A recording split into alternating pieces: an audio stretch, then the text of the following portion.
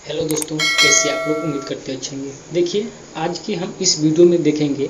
देखिए, एसके झा के जो है साइंस का स्पेशल बुक आया हुआ है, जिस बुक का नाम है ब्रह्मशास्त्र बुक।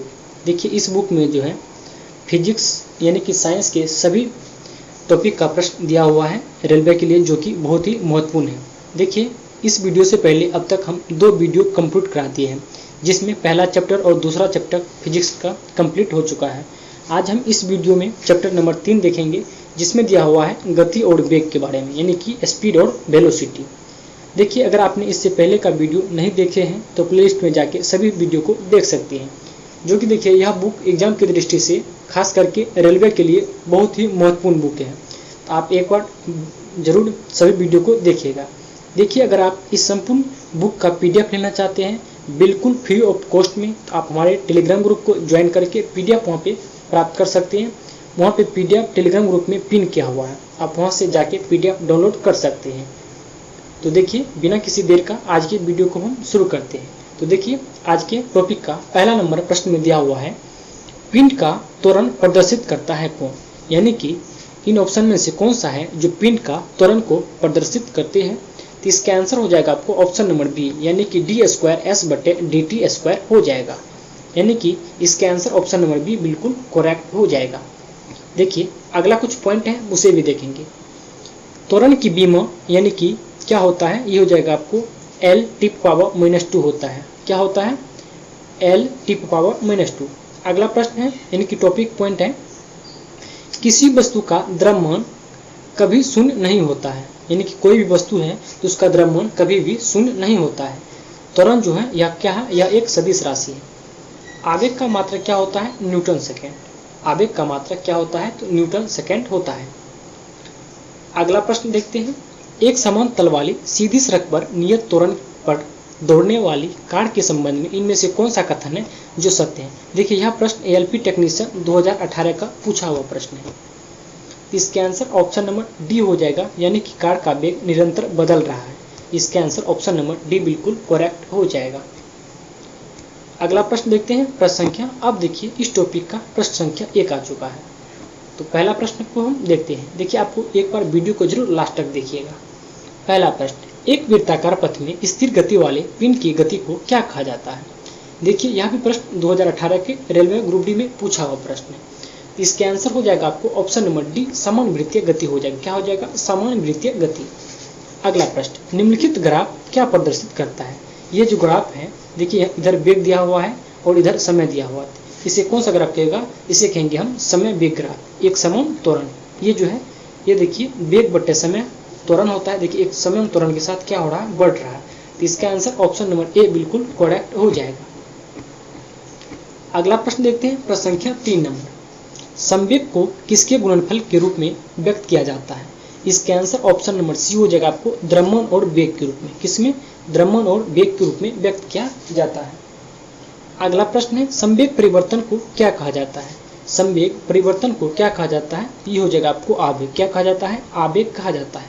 संवेग परिवर्तन को आवेग कहते हैं। अगला प्रश्न है, यदि किसी वस्तु का वेग को दोगुना कर दिया जाए तो क्या होगा? इसके आंसर हो जाएगा आपको संवेग दोगुना हो जाएगा। अगर किसी वस्तु के वेग को अगर दोगुना करेंगे तो संवेग भी दोगुना हो जाएगा और गति जो है क्या हो जाएगी? 4 गुनी हो जाएगी।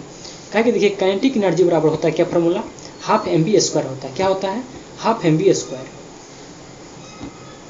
अगला प्रश्न देखते हैं, प्रश्न संख्या 6, संवेग संरक्षण के सिद्धांत पर आधारित है कौन? संवेग संरक्षण के सिद्धांत पे कौन आधारित है? ती हो जाएगा आपको रॉकेट का चलना और बंदूक से छोड़ी गई गोली, ये दोनों हो जाएगा संवेग संरक्षण के सिद्धांत पे आधारित। अगला प्रश्न है, एक मछुआरा झील में फंस गया है क्योंकि उसके मोटर बोट की मोटर खराब हो गई है। किनारे तक पहुंचने के लिए उसे क्या करना चाहिए? देखिए, इसका आंसर हो जाएगा आपको ऑप्शन नंबर बी हो जाएगा, यानी कि उसे इकट्ठा की हुई मछली को किनारे से दूर फेंकना चाहिए। क्या हो जाएगा? किनारे से दूर फेंकना चाहिए ताकि वह किनारे की ओर नजदीक आ जाए। अगला प्रश्न, व्यवस्थित वस्तुओं की वो प्रवृत्ति जो उसे स्थिर या समान गति से गतिमान रहने के लिए प्रवृत्त करता है क्या कहलाता है? इसके आंसर ऑप्शन नंबर ए हो जाएगा आपको जड़त्व हो जाएगा। क्या हो जाएगा? जड़त्व। अगला प्रश्न है, जड़त्व का संख्यात्मक मान क्या होता है? जड़त्व का जो है संख्यात्मक मान क्या होता है, ये जो आपको द्रव्यमान क्या हो जाएगा, द्रव्यमान हो जाएंगे। अगला प्रश्न है देखिए, घूर्णी गति में जड़त्व की माप क्या होती है। घूर्णी गति में जो है जड़त्व की माप क्या होती है, तो ये जो आपको जड़त्व आघूर्ण क्या हो जाएगा, जड़त्व आघूर्ण हो जाएंगे। देखिए सभी प्रश्न एग्जाम की दृष्टि से काफी महत्वपूर्ण है, आप वीडियो को एक बार लास्ट तक जरूर देखिएगा। अगर किसी प्रकार की दिक्कत है आप कमेंट में जरूर बताइएगा, ताकि हम नेक्स्ट वीडियो से उसको सुधार करेंगे। अगला प्रश्न, कालीन से धूल हटाने समय हम इसको अचानक झटका देते हैं अथवा छड़ी से पीटते हैं, इसका कारण क्या है।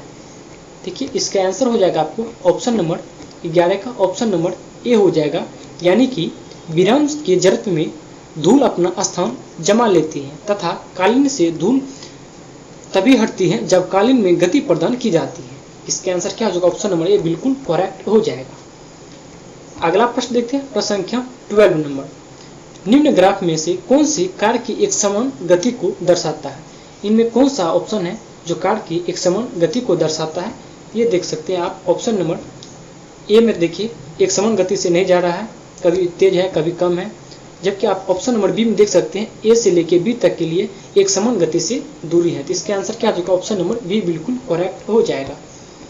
अगला प्रश्न देखते हैं, प्रश्न संख्या 13 नंबर, एक समान वृत्तीय गति में क्या होता है। इसके आंसर ऑप्शन नंबर ए हो जाएगा आपको चाल अचर एवं वेग चर राशि होता है। एक समान वृत्तीय गति में जो है चाल अचर और वेग जो है यह चर राशि होते हैं। अगला प्रश्न है 14 नंबर, मोटर गाड़ियां ए और बी, यानी कि मोटर गाड़ियां ए और बी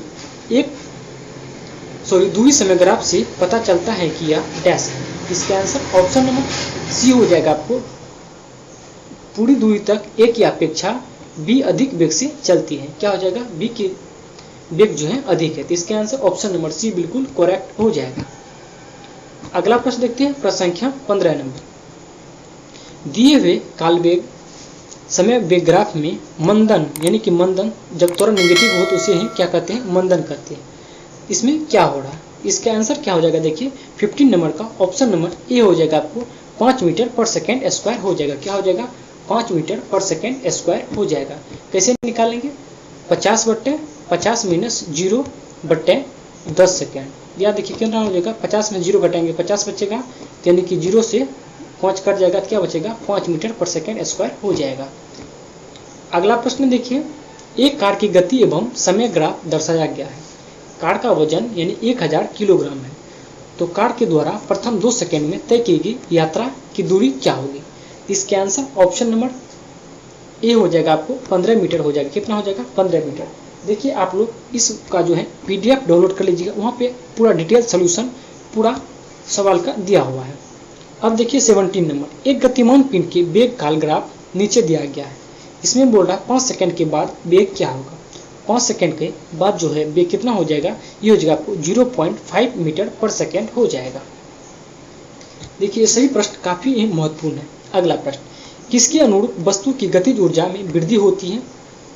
ये हो जाएगा आपको गति के अनुरूप, किसके, गति के अनुरूप जो है गतिज ऊर्जा में वृद्धि होती है। अगला प्रश्न है, यदि किसी गतिमान वस्तु का संवेग p एवं द्रव्यमान m हो तो p एवं m पदों में गतिज ऊर्जा का मान कितना होता। इसके आंसर ऑप्शन नंबर डी हो जाएगा आपको p²/2m होता है। क्या होता है, p²/2m होता है। अगला प्रश्न देखते हैं, प्रश्न संख्या 20। उससे पहले देखिए कुछ पॉइंट दिया हुआ है एक्स्ट्रा प्रश्न, उसे हम पहले देखेंगे। पहला प्रश्न है, 5 किलोग्राम और 10 किलोग्राम द्रव्यमान की 2 इस्पात की गेंदों की गतिज ऊर्जा समान है। यदि संभावना हो तो कौन सी गेंद तेजी से गति कर रही है। इसका आंसर क्या हो जाएगा, ऑप्शन नंबर बी हो जाएगा 5 किलोग्राम वाली गेंद तेजी से गति करेगी। कौन करेगी, 5 किलोग्राम वाली गेंद तेजी से। देखिए आप BPSC 2019 में पूछा प्रश्न और LP टेक्नीशियन 2018 में भी पूछा हुआ प्रश्न है। अगला प्रश्न देखते हैं 20 नंबर, 2 असमान द्रव्यमान की गतिज ऊर्जा समान है तब अधिक द्रव्यमान का आवेग क्या होगा। इसके आंसर ऑप्शन नंबर बी हो जाएगा, अधिक द्रव्यमान का आवेग जो है क्या हो जाएगा, ज्यादा होगा, यानी कि अधिक होगा। अगला प्रश्न है 21 नंबर, एक रेलगाड़ी स्थिर स्थिति से आरंभ होकर 90 किलोमीटर प्रति घंटा की गति 5 मिनट में प्राप्त करती है। त्वरण को एक समान मानते हुए इस समय के दौरान रेलगाड़ी के द्वारा तय की जाने वाली दूरी कितना होगा। इसका आंसर ऑप्शन नंबर बी हो जाएगा आपको 3.75 किलोमीटर हो जाएगा। देखिए इसका डिटेल डिस्कशन पीडीएफ में आप देख सकते हैं। अगला प्रश्न है 22 नंबर, यह भी देखिए न्यूमेरिकल का प्रश्न है, आप इसका डिटेल सोल्यूशन पीडीएफ में जाके देख सकते हैं। इसका आंसर ऑप्शन नंबर ए हो जाएगा आपको 80 मीटर, या तो आप वीडियो को रोक करके इसे जरूर बनाइएगा। 23 इसका आंसर ऑप्शन नंबर डी हो जाएगा आपको 0.83 मीटर पर सेकेंड स्क्वायर हो जाएगा। अगला प्रश्न है देखिए, एक वस्तु का वजन पृथ्वी की सतह पर W है, जिस ग्रह का द्रव्यमान पृथ्वी के 15 गुना और त्रिज्या पृथ्वी के 4 गुना है, तो उसका वजन क्या होगा? इसका आंसर ऑप्शन नंबर देखिए, इसका आंसर क्या हो जाएगा? ऑप्शन नंबर बी हो जाएगा आपको, यानी कि 15/16 W हो जाएगा। अगला प्रश्न देखते हैं, प्रश्न संख्या 24 नंबर, संवेग की इकाई क्या है? संवेग की इकाई क्या है? इसका आंसर ऑप्शन नंबर बी हो जाएगा, किलोग्राम मीटर पर सेकेंड हो जाएगा। अगला प्रश्न देखते हैं 25 नंबर, कोणीय संवेग का मात्रक क्या होता है? कोणीय संवेग का मात्रक क्या होता है? इसका आंसर ऑप्शन नंबर बी हो जाएगा, आपको किलोग्राम मीटर स्क्वायर पर सेकेंड होता है। कोणीय संवेग का मात्रक क्या होता है? किलोग्राम मीटर स्क्वायर पर सेकेंड। अगला प्रश्न है, न्यूटन मीटर मात्रक है किसका? न्यूटन मीटर किसका मात्रक है? ये हो जाएगा आपको बल आघूर्ण का। बल आघूर्ण का मात्रक क्या होता है? न्यूटन मीटर होता है। अगला प्रश्न है 27 नंबर, जी की इकाई क्या है? इसका आंसर ऑप्शन नंबर सी हो जाएगा, आपको न्यूटन मीटर स्क्वायर पर केजी स्क्वायर होता है, यानी कि गुरुत्वाकर्षण नियतांक का मात्रक न्यूटन मीटर स्क्वायर पर केजी स्क्वायर होता है। अगला प्रश्न है, यदि किसी वस्तु द्वारा तय की गई दूरी शून्य है तो वस्तु का विस्थापन कितना होगा? इसका आंसर ऑप्शन नंबर बी हो जाएगा, वस्तु का विस्थापन भी क्या हो जाएगा? शून्य हो जाएगा। अगला प्रश्न है 29 नंबर, किसी गतिमान पिंड के लिए विस्थापन तथा दूरी का आंकिक अनुपात क्या होगा? इसका आंसर ऑप्शन नंबर डी हो जाएगा, 1 के बराबर अथवा 1 से कम हो जाएगा। किसी गतिमान पिंड के लिए विस्थापन तथा दूरी का आंकिक अनुपात क्या होगा? 1 के बराबर अथवा कम होगा। अगला प्रश्न है, यदि किसी पिंड का विस्थापन समय के वर्ग के अनुक्रमानुपाती है तो वह वस्तु गमन करती है किस रूप में? ती हो जाएगा, वह वस्तु जो है एक समान त्वरण के साथ क्या होगा? गमन करेगा। एक समान त्वरण के साथ क्या होगा? गमन करेगा। अगला प्रश्न है प्रश्न संख्या 31 नंबर, नीचे दिए गए प्रकरणों में से किसमें चली गई दूरी तथा विस्थापन का परिमाण समान होते हैं?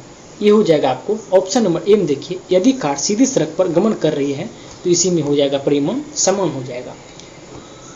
अगला प्रश्न 32 नंबर, एक गेंद ऊपर की ओर फेंकी जाती है, 80 मीटर की ऊंचाई तक ऊपर जाती है और अपनी मूल स्थिति में लौट आती है। 7 सेकंड के बाद प्रत्येक विस्थापन का परिमाण डैश होगा। इसका आंसर क्या हो जाएगा? देखिए 32 नंबर का 32 का आंसर ऑप्शन नंबर बी हो जाएगा आपको, यानी कि 35 मीटर हो जाएगा। कितना हो जाएगा? 35 मीटर।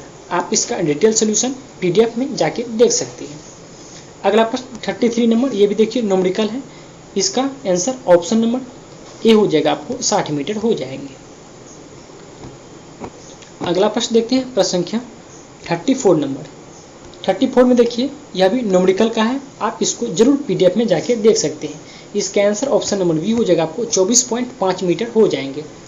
अगला प्रश्न है 35 नंबर, ये भी देखिए न्यूमेरिकल है, इसका आंसर ऑप्शन नंबर बी हो जाएगा, आपको 2 सेकेंड हो जाएगा। अगला प्रश्न है प्रश्न संख्या 36, इसका आंसर ऑप्शन नंबर डी हो जाएगा आपको, और 37 का आंसर ऑप्शन नंबर ए हो जाएगा, आपको S2 बराबर 3S1 हो जाएगा। अगला है 38 नंबर, 38 का आंसर ऑप्शन नंबर ए हो जाएगा, आपको 0 मीटर पर सेकेंड हो जाएंगे। अगला प्रश्न है प्रश्न संख्या 39 नंबर। 39 का आंसर की बात करें ये हो जाएगा आपको ऑप्शन नंबर सी नंबर। उसके बाद 40 का आंसर ऑप्शन नंबर ए हो जाएगा। उसके बाद देखिए 41 नंबर, 41 का आंसर ऑप्शन नंबर सी हो जाएगा, आपको 96 मीटर। अब देखिए फिर अगला प्रश्न है 42 नंबर, विस्थापन के परिवर्तन की दर को क्या कहते हैं? विस्थापन के परिवर्तन की दर को क्या कहते हैं? ये हो जाएगा आपको वेग कहते हैं। विस्थापन के परिवर्तन की दर को क्या कहा जाता है? तो वेग कहा जाता है।